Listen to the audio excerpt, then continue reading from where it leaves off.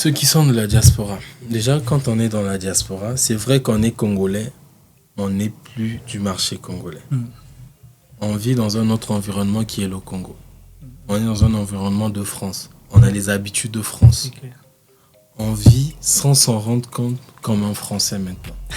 On court dans les métros, on parle comme un Français, on réfléchit comme un Français, on cherche l'emploi à la façon des Français, on entreprend à la façon des Français pour dire que la France a un environnement après qui finit par coloniser notre façon de réfléchir. Parce que ici, tu veux monter ton entreprise, tu vas sur une application, tu vas renseigner ton nom, tu vas payer avec ta carte, tu as tes documents que tu reçois à la maison. Tout est facile, tu n'as pas besoin de te déplacer. Tout est facile ici. Tout est facile, tout est organisé ici. Mais au Congo, on est encore à l'étape embryonnaire dans beaucoup de choses. Et moi, pour ma part, je parlais là de l'entrepreneuriat. Une personne qui est de la diaspora devrait venir au Congo. D'accord. Pas vouloir faire du business depuis la France. La France, c'est pas le Congo. Et là, c'est toutes les diasporas. Que tu sois aux États-Unis, en Chine, peu importe où tu sois, tu n'es pas au Congo. Tu es congolais, mais tu n'es pas au Congo. Moi, aujourd'hui, si j'ai pu réussir à développer des entreprises au Congo, c'est parce que j'étais sur le terrain. Quand on est sur le terrain, on le comprend mieux que quand on nous l'explique. Et aussi, tu l'as dit là, hein, l'information. C'est très important. Aujourd'hui, il y a des gens de la diaspora se sentant parfois, je dis pas tous, supérieurs à ceux qui sont au pays. Ils se disent que c'est nous qui apportons l'expertise à ceux qui sont au pays. C'est faux. Ça, je pèse bien mes mots, c'est faux. Aucune personne étudie ici en France et qui veut venir entreprendre au Congo qui apportera de l'expertise au Congo. Même les Français, quand ils viennent chez nous, ils se mettent avec les gens qui sont chez nous, à leur niveau, à leur catégorie. Même quand ils doivent venir découvrir un puits chez nous, pour ceux qui sont dans le pétrole, ils ne vont pas le faire par eux-mêmes. Ils vont emmener leur expertise, mais ils doivent se mettre ensemble avec ceux qui sont sur le terrain. Et ça, c'est parfois une erreur que fait beaucoup de gens de la diaspora. Se sentant supérieurs à ceux qui sont au pays, ayant fait des études ici, ayant vécu dans un environnement mieux apaisé que celui du Congo, on se dit on arrive au Congo, je fais comme moi je pense et je le réussis. Non. Tu arrives, il y a des gens qui ont déjà entrepris au Congo. Moi j'entreprends au Congo, il y a des anciens qui entreprennent avant moi, beaucoup d'années même avant moi. Il y a d'autres personnes de ma génération ou après ma génération qui entreprennent. C'est même déjà se rapprocher de ces personnes. Okay. Pour comprendre avec eux le marché d'affaires congolais. Quand je dis qu'ils viendront, qu'ils ont besoin de l'expertise du Congo, je n'exclus pas leur expertise. Leur expertise sur la façon de faire serait meilleure que ceux qui sont au Congo. Mais quand ils auraient d'abord compris le fond du fonctionnement du Congo. Parce que eux, l'expertise d'ici, s'ils viennent directement l'appliquer, tu serais d'accord avec moi, ils vont l'appliquer comme s'ils étaient sur un marché français. Et en le faisant, ça ne va pas marcher. C'est comme aller planter le maïs dans une période qui n'est pas sa période. Si le maïs, il faut le planter en saison de pluie, toi tu vas planter en saison sèche, ça ne va pas marcher. Donc il faut d'abord pouvoir mieux comprendre. Donc arriver sur place, se renseigner auprès de ceux qui sont sur le terrain, faire marche avec eux. Et par rapport à ce qu'ils ont appris ici, d'ailleurs qui reste un levier de développement pour nos pays qui sont encore en voie de développement, pouvoir désormais mettre en place leur expertise, et je pense que là, ils peuvent éclore quelque chose de meilleur. Okay. Et aussi, les opportunités du pays entendues de loin ne sont pas les mêmes opportunités sur le terrain.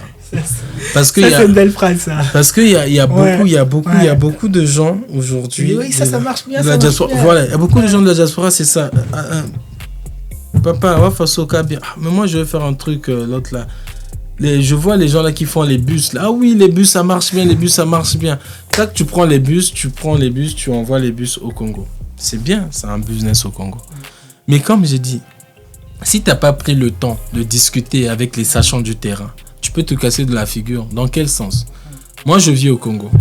Si moi je commande des voitures ici déjà utilisées, ce qu'on appelle occasion de rap, au niveau du Congo, s'ils viennent fonctionner au Congo, je les fais fonctionner pendant 6 mois. Au max 1 année. Connaissant l'état de route, connaissant notre carburant, connaissant tout ce qui est du marché congolais, je me dis, au bout d'une année, après les 1 année, si je reste avec le même véhicule, le véhicule va commencer à connaître plus de pannes. Parce que le carburant que j'aurais mis là, c'est pas le carburant qu'il recevait quand il était ici en France. Hein. Le bus ici était obligé de parcourir des distances de 120 km/h. Chez nous au pays, même pas parler de trop, hein, mais il va parcourir 60, même 60, c'est compliqué. Là à 40, ça étouffe le moteur. Ça, les diesels. Donc tu vois que quand ta voiture arrive, si tu n'as pas connaissance, parce que toi tu n'es qu'ici, si tu n'as pas connaissance des réalités du pays, tu vas te casser la figure. C'est différent si tu envoyais une voiture qui est neuve. Elle va aller s'adapter avec le marché congolais, parce que même si elle va que rouler à 40, c'est comme ça que le moteur fonctionne, il n'a pas de problème. Mais ici, le moteur, il a fonctionné sur plus de 100 km à 120 à l'heure, 120 à l'heure. Il arrive chez nous, il est maintenant à 40 à l'heure. Ça crée un problème. Et moi, par exemple, je prends le véhicule, connaissant mon marché, 1 année, je le fais fonctionner, et 1 année après, je le revends sur le pays. Si je l'ai moi acheté ici à 8 millions jusqu'au pays, 8 millions, je le vends au pays, je le vends à 4 millions. Une personne qui va l'utiliser, qui va se débrouiller avec un peu dans les villages, il sait comment il fonctionne avec dans les villages, et lui aussi par la suite, quand il va passer 1 année, il ne sait plus l'utiliser, il prend, il le met en pièces détachées, il commence à vendre des pièces détachées. Parce que après, c'est plus utile. Mais là, c'est parce que je suis sur le terrain. Et ça, c'est très important pour les personnes de la diaspora, de se rapprocher, ne pas vouloir prendre les informations de loin, venir sur le terrain, mais aussi avoir la gestion de temps de développement d'un projet. Okay. Tu sais, on est parfois pressé, mais pour vite se noyer. Aujourd'hui, je peux avoir envie de lancer un projet. À l'époque, je suis tombé dans ça. Je t'ai dit, j'ai fait plusieurs choses entre 2016 et 2020 qui ont aussi coulé. C'est parce que c'est des choses qui se faisaient avec beaucoup de précipitation. D'ailleurs, qui ne servaient à rien à me précipiter. Savoir prendre son temps. Tu as un projet, tu es de la diaspora, tu vis en France, tu as un travail en France. Ça ne peut pas être facile parfois pour toi à gérer ton temps. Tu prends de ton temps, tu prends des vacances, tu arrives au pays, tu as un projet, tu fais l'étude de marché, tu te renseignes, tu prends la température d'affaires au Congo, le comportement des gens au Congo, comment la clientèle se comporte. Ici en France, par exemple, il y a des clients, il veut venir dans un restaurant, il va sur Google, il lit les avis. Mais au Congo, on n'ira pas lire des avis. Tu vois, c'est déjà une tendance qui diffère à l'environnement que tu as habituellement vu en termes d'affaires. Donc tu viens, tu comprends, tu apprends, tu prends ton temps d'étudier. Et quand tu viens monter ton projet, tu es sûr de mettre une mise. C'est vrai, le risque, il est toujours là. Mais au moins, tu l'aurais évité au pire. Tu aurais investi. Le projet ne va peut-être pas donner la première année, mais la deuxième, voire la troisième année, le projet va donner. Que de venir te lancer sur un projet qui est voué à l'échec, tu aurais beaucoup misé, ça tombe à l'échec et après à ce moment, on insulte d'abord l'État. On dit oui, le Congo, rien ne marche tout. Et après l'État, on passe à nous qui avons essayé de faire quelque chose. On nous donne, mettons, des images. Ah non, c'est pas des entrepreneurs. Il y a des politiques derrière. Ah oui, c'est des gays. Ah oui, c'est ceci. Tout ce qu'on cite. Mais parce que quand tu es venu, tu as voulu faire les choses à ta guise, à ta tête. Ça n'a pas marché. Ou des associations qui existent pour ces personnes-là pour mieux comprendre ou mieux se rapprocher auprès des entrepreneurs sur place afin de mieux comprendre le marché, parce que finalement oui, bon, ils vous connaissent pas, par ils contre, connaissent pas les entrepreneurs. Oui, ça, là tu as raison, ils connaissent pas les entrepreneurs, mais après c'est prendre son courage. Tu prends un rendez-vous, tu arrives, tu demandes un rendez-vous, tu rencontres un DG, c'est pas méchant, tu rencontres parce que tu veux discuter, parce que tu veux comprendre des choses, tu veux t'ouvrir d'esprit. Et après au niveau du pays, il y a des cabinets qui sont là, des cabinets comptables, il y a des cabinets d'affaires, tu peux te rapprocher de ces cabinets. Moi, je vais un peu faire la com. Moi, aujourd'hui, je me suis lancé dans le conseil. Pour toutes ces raisons, j'ai monté une structure qui s'appelle Zoko Consulting. Donc, quand les gens ils veulent venir entreprendre au pays, monter des business au pays, moi, je suis ouvert avec mes équipes à pouvoir les recevoir. à pouvoir les renseigner sur le marché congolais, sur le marché business congolais, et à pouvoir les aider à rendre leurs projets viables.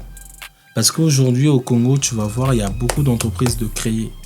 Tu es d'une entreprise, là, c'est tout un travail. C'est tout un travail qui se fait en amont, avant même l'existence de l'entreprise. C'est l'étude de marché, c'est la compréhension du marché. C'est l'étude de sa clientèle, c'est la compréhension de sa clientèle. C'est l'étude de son produit. C'est la compréhension de son produit sur le marché. Et moi, c'est ce que je fais avec Zoko Consulting. Mais à côté, il y a d'autres structures également qui le font. Mais pour rencontrer les entrepreneurs, comme je venais de le dire, demander des audiences.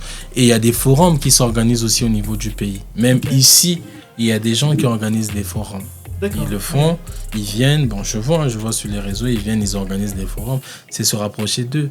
Bon, malheureusement, moi, les forums, je remarque qu'il y a beaucoup d'entrepreneurs qui se passent maintenant pour des artistes. Non, ça, je le dis. Explique-nous. Oui, mais parce qu'aujourd'hui, il y a beaucoup de gens qui se disent que être en face des personnes pour parler entrepreneuriat, ça devient comme se développer une influence pour avoir un dessus sur des gens. Pour ne rien leur dire de concret, parfois, même eux-mêmes ne font rien de concret. Parfois, ceux qui le font vraiment, parfois ceux qui entreprennent vraiment, ils n'ont pas la visibilité que d'autres personnes sont battues à avoir. Et quand ils arrivent, ils font beaucoup de théories. Il y a des gens, ils multiplient des forums, hein, mais tu parles avec eux pour comprendre est-ce qu'ils peuvent arriver à concrétiser un projet. Ils te diront rien. Ils ne peuvent pas arriver, même commencer à penser leur projet. Ils ne peuvent pas. Tout simplement parce que, au Congo, en Afrique centrale, on prend parfois tout à la légère quand on se dit être entrepreneur, influenceur, parler devant des gens qu'à son intérêt. Les gens, ils ont que leur intérêt à eux. Ils développent leur image, ils développent leur influence, ça devient comme des bons pasteurs. Ils arrivent, c'est Monsieur Zoko qui sera là, panéliste. Donc je sais que quand je vais arriver, je vais parler, on va me voir, je vais prendre des photos. Après c'est sur LinkedIn, c'est un long message. Nous avions été à la salle. Tu vois un peu ? C'est pas tous les entrepreneurs, hein, mais j'en vois. C'est quand même bien de souligner ça. Moi, je suis entrepreneur. Quand je vois, je sais celui-là, il dit du pipeau, celui-là, il dit la vérité. Je suis entrepreneur. Mais je peux pas le dire parce que c'est son business. Il sait lui-même pourquoi il le fait, il sait lui-même pourquoi il gagne. Je ne peux pas juger. Mais je le vois. Mais après, c'est aux personnes maintenant d'avoir le discernement.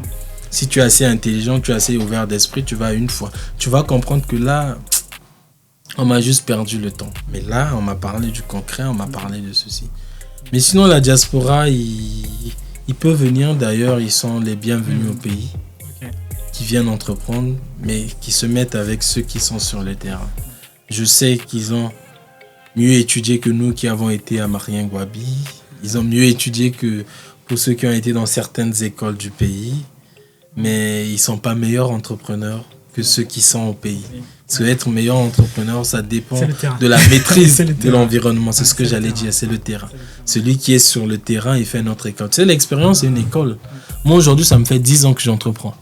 Dans mes 10 ans, j'ai eu des succès, j'ai eu des échecs. C'est ça mon école. Donc, si une personne arrivée à entreprendre au pays a la possibilité de me rencontrer, je lui partagerai mes succès, je lui ferai éviter mes échecs. Parce que j'ai vécu. Je lui dirai, si tu fais ceci, ça ne va pas marcher. Tu as beau forcer, ça ne va pas. Si tu te tiens comme ceci. Tu vois, par exemple, au Congo, un exemple encore simple. Dans ceux qui ont des commerces hôteliers, comme restaurants, tout ça, les clients congolais, ils aiment connaître le patron. Ils aiment avoir le numéro du patron. Genre, quand il va venir dans ton espace, que c'est toi, que ce soit toi qui l'appelles. Pour dire, moi, je veux venir tel jour, tu peux me réserver telle table.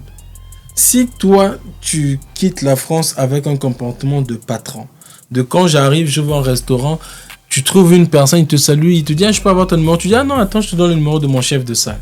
Tu l'aurais frustré, il ne va plus revenir.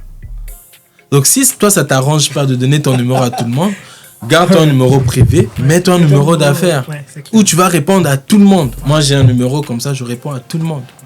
Comme ici aussi, tu pourras récupérer des trucs. Moi, j'ai récupéré une façon de faire ici en France qu'on appelle... comment on appelle ça ? Sourire, attends. Comment on appelle ça? Sourire. Le SBAM. D'accord. Le SBAM, c'est sur l'accueil ici en France. Sourire, bonjour, merci, au revoir. C'est culte. Tu vois? Ouais. À l'époque, quand j'ai commencé avec l'hôtellerie, avec Zoko Village ou Zoko Restaurant, le restaurant au centre-ville, mes collaborateurs, celles qui faisaient le service de salle, elles recevaient les clients comme tous ceux qui, au pays, de la façon que toutes celles qui font ce service reçoivent les clients. Moi, quand je voyage, je découvre la réalité d'ici. Tu arrives, tu le constates ici en France. Si tu croises ton regard avec une personne, le fait que vos regards se croisent, vous lâchez un sourire. C'est pas méchant, mais c'est juste pour éviter qu'une personne soit frustrée, vous lâchez un sourire. Et moi, j'ai parlé avec mes équipes. Un grand frère également me l'avait rappelé. J'ai parlé avec mes équipes et je l'ai obligé. J'ai dit, vous travaillez chez moi, vous aviez une obligation de faire usage du SBAM. La personne arrive, vous souriez, bonjour. La personne s'en va, vous lui dites au revoir, merci. C'est important pour le client de savoir qu'on m'a reçu avec un sourire, on m'a dit un bonjour. Qu'en partant, on m'a pas laissé partir comme ça, il y avait quand même de la tension sur moi. On m'a dit au revoir et merci. Maintenant, aujourd'hui, 10 ans d'expérience, qu'est-ce que je partage aux plus jeunes, même aux anciens? Parce que de mon expérience, je peux gagner quelque chose qui peut permettre à un ancien également de voir ce qu'il ne voit pas encore. C'est partager mon expérience autour de la table des entrepreneurs. C'est ce concept que j'ai mis en place. Ce concept, ce n'est pas une autre personne qui l'anime que moi-même. Okay. Si un jour je dois inviter une personne, cette personne serait à mes côtés. C'est pas que j'inviterai une personne de se mettre à la table et que moi je ne suis pas là. Okay. Donc la table d'entrepreneur, c'est ce moment où je partage mes expériences, où je partage mes faiblesses, où je partage mes échecs. Le but de la table des entrepreneurs, c'est pas de partager mes succès. D'accord. Parce qu'un succès, si tu le partages, il ne fait pas de l'effet.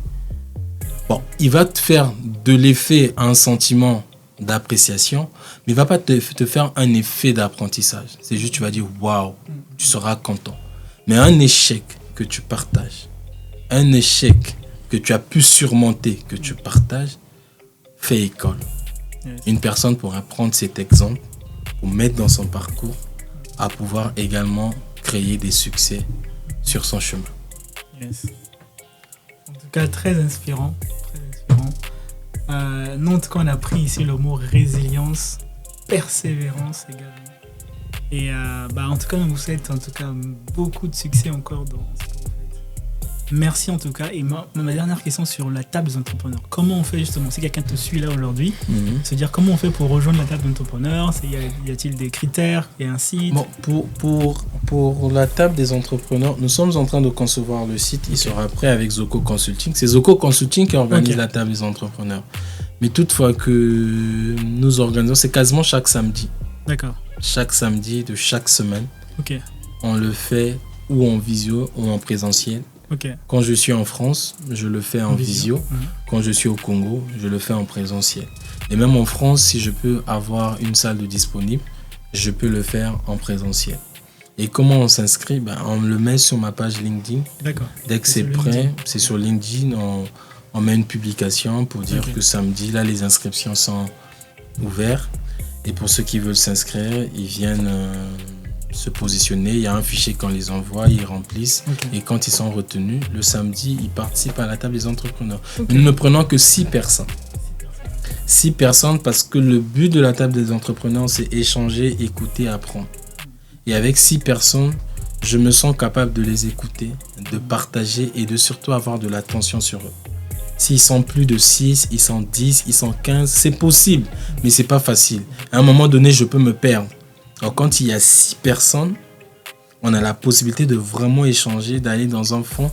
Déjà que nous passons près de 2 heures d'échange, donc il y a la possibilité d'échanger, de s'écouter, d'apprendre. Mais moi également sur la table, je viens apprendre. Il peut y avoir des gens qui viennent, des aspirants entrepreneurs, mais qui peuvent avoir une certaine connaissance que moi j'ignorais encore jusqu'à présent. Ils peuvent le partager sur la table et j'apprends. C'est pas une table où Rock fait le prof. C'est une table C'est bien où... de dire. Voilà, non, C'est c'est pas de dire une, ça, non, oui. c'est pas une table où Rock fait le prof. C'est pas une table aussi où Rock veut comme démontrer Il a une suprématie. il a une suprématie, il a réussi, il a atteint le sommet de l'entrepreneuriat. Non, non, non, non, loin de là. C'est une table, échanger, écouter, apprendre de vous, de moi. Donc c'est vraiment un partage qui se Ok. fait. Et étant donné que le plus souvent ce que je reçois sont des aspirants entrepreneurs, assurément, j'aurai plus à partager qu'ils auront à partager. Mais dans les échanges, il y a toujours quelque chose que je gagne, il y a quelque chose qui gagne. C'est comme ça qu'avance la table des entrepreneurs avec Zoco Consulting. Ok. Bah, je mettrai le lien LinkedIn sur. Donc c'est pas tout le monde qui est appelé à entreprendre. Il faut savoir écouter sa voix. Il faut savoir écouter sa voix. Quand je parle de sa voix, c'est pas la voix, mais sa route. Il faut savoir reconnaître sa route. Il y a de ceux qui sont appelés à être des professionnels. Parce qu'une entreprise, pour tenir debout, a besoin des professionnels, des piliers, des personnes qui peuvent conduire l'entreprise. Moi, aujourd'hui, je suis entre le Congo et d'autres pays. Mais pourtant, j'ai une entreprise qui tient debout. Ce n'est pas moi. Après, les gens, ils ne voient que moi parce que je suis la tête. Et derrière, et là, je passe une dédicace à toute mon équipe parce que j'ai une équipe jeune mais qui fait le bon travail. Et j'ai même comme l'impression que des entreprises congolaises, j'ai les meilleurs employés. Wow. En tout cas, c'est peut-être trop le dire, mais c'est ce que je ressens. Ouais. Le choix que j'ai fait, je suis tombé sur de très bonnes personnes. Mais eux, pour la plupart, pour l'instant, encore, ils peuvent avoir à devenir des entrepreneurs un jour. Et ça, d'ailleurs, je les encourage. Mais pour l'instant, ils ont décidé d'être des professionnels. Donc, ils font leur part de responsabilité. Et tout un chacun a sa part de responsabilité. Je pense que c'est ce que j'aurais à dire. Ne pas